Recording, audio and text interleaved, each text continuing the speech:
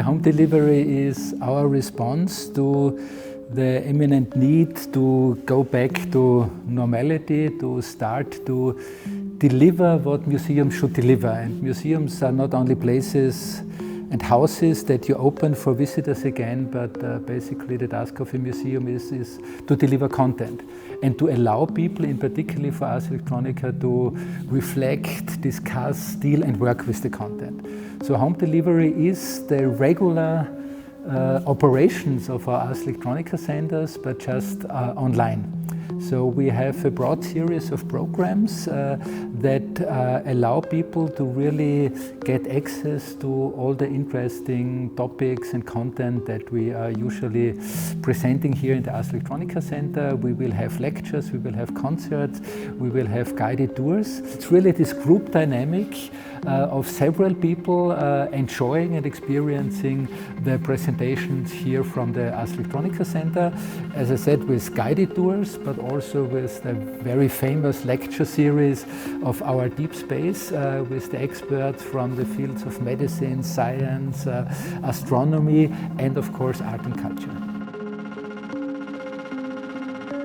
We often have been talking, it is a cultural technique and not just a technology.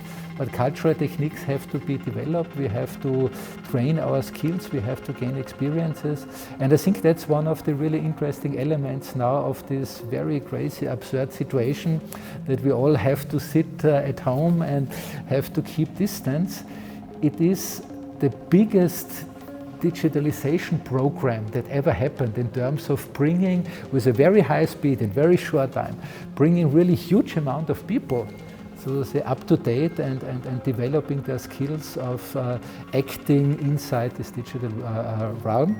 And I think this is something that is very important also for the time after Corona, because it will be a new way of living at the same time in real and in digital spaces.